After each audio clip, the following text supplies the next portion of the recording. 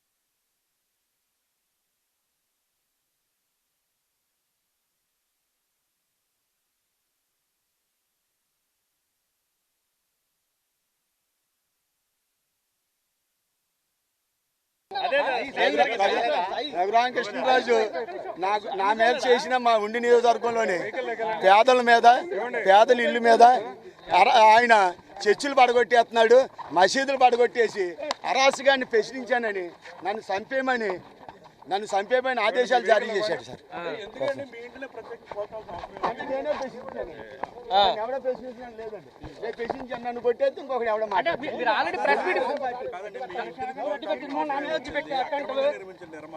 అన్ని ఎవిడెన్స్ ఉన్నాయి సార్, అన్ని ఎవిడెన్స్ ఉన్నాయి. నేను చెప్పేది ఒకటండి, నాకు 40 సంవత్సరాల నుంచి తండ్రి కంటే ఎక్కువ ప్రేమించి మా చంద్రబాబు నాయుడు గారు నేనంటే అంత ఇష్టం అండి ఆయనకి. ఆయన దగ్గరికి వెళ్ళి నాకు జరిగిన అన్యాయాన్ని రఘురామకృష్ణరాజు ఈయన ఈ నియోజకవర్గం అభివృద్ధి నిధులు వాటిలో ముసుగులో చేసే అరాచకాలు అన్నీ కూడా వివరంతాను. అలా నేను ప్రశ్నించానని, నేను ప్రెస్ మీట్ పెట్టానని నన్ను అనేక రకాలుగా హింసలు పెట్టి పోలీసులతోటి ఎస్ఐ తోటి 10 మంది కానిస్టేబుల్ కొట్టించేసి నన్ను కారులో పడేసి బయటికి తీసుకుపోయి ఆయన పంపించేసి నా ఇల్లు బ్రహ్మాండమైనటువంటి రాష్ట్ర తెలుగుదేశం పార్టీ ఆఫీస్ లాగా ఉంటుంది నా కార్యాలయం. మా లోకేష్ బాబుని తీసుకొచ్చి ఓపెన్ చేద్దామని కార్యాలయం తయారు చేస్తే దాన్ని వంటశాల సార్. 40 సంవత్సరాల నుంచి నేను పేదలకు భోజనం పెడతాను సార్. 40 సంవత్సరాలు నా గురించి చంద్రబాబు నాయుడు గారికి అన్నీ తెలుసు.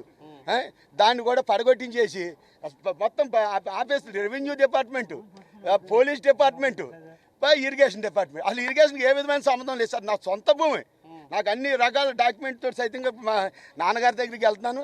మా నాన్నగారికి నాది కొట్టి కాదండి, ఆయన చేసే అరాచకాలన్నింటిని నాన్నగారికి వివరించి ఆయన చేసిన తప్పుని అసలు తెలవనొత్తలేదు సార్ ఇక్కడికి అసలు. అంటే మీరు ప్రెస్ మీట్ పెట్టారు కదా, ప్రెస్ మీట్ పెట్టి అన్ని చెప్పారు, మరి పార్టీ ఇప్పటివరకు ఎందుకు చర్యలు తీసుకోలేదు? అసలు ఆయన దృష్టికి అసలు ఇది నిజమైన విషయం రావటం లేదు సార్. కింద వాళ్ళని అసలు రానిత్తలేదండి. అది ఎట్టి పరిస్థితుల్లోనూ అక్కడ జరిగేదాన్ని అసలు రానిత్తలేదు సార్. ఆయన ఏం చెబుతున్నారంటే అభివృద్ధి ముసుగు. నేను అభివృద్ధి కలెక్టర్ దగ్గర నిధిని పెట్టాను అని ఆ ముసుగులోని అనేక దోపిడీ సార్, విపరీతమైన దోపిడీ సార్. అసలు ఇటువంటి దోపిడీ ఎమ్మెల్యే అసలు మా పశ్చిమ గోదావరి జిల్లా ఉండంటే తెలుగుదేశం పార్టీ కంచుకోట అండి. అటువంటి కంచుకోటనే ఈయన మా నాయకుడు గారు ఈయన టికెట్ ఎంపీ టికెట్ రాలేదని ఎమ్మెల్యే ఇచ్చానంటే 3 పార్టీలు కలిసి మేమందరం అండి ఎంతో కష్టపడి ఎప్పుడు చరిత్రలో రాని మెజార్టీ తీసుకొచ్చి కష్టపడి పనిచేశాం సార్. అప్పుడు దాకా బాగున్నాడు సార్. తర్వాత అసలు తెలుగుదేశం పార్టీ నాయకులను కానీ అభిమానులను కానీ కార్యకర్తలను కానీ ఎవరినే అసలు పురుగుల్లాగా చూస్తూ చాలా హీనంగా చూస్తూ వైఎస్ఆర్తో ఈ రోజుకి కూడా ఆయన 19 నెలలు అయింది సార్.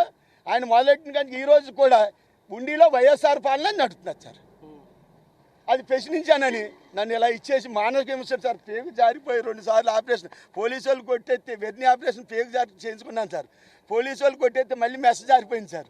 మళ్ళీ ఆపరేషన్ చేసుకుని వస్తే నా ఇల్లు కొట్టేసారు. ఇల్లు కొట్టేసి నేను వస్తున్నానని తెలిసిండే ఇంటికి వెళ్ళి కలవట్టు కూడా మొత్తం లాగించేసి అన్ని ఎవిడెన్స్ తోటి వచ్చాను. మా తండ్రి గారు చెబుతాను, మా తండ్రి గారు 100కి 100% కూడా నాయన నాకు న్యాయం చేస్తాడని ఉండి నియోజకవర్గం నాకు ఆయన మా తండ్రి గారు నోటే కోరుతాను. ఉండి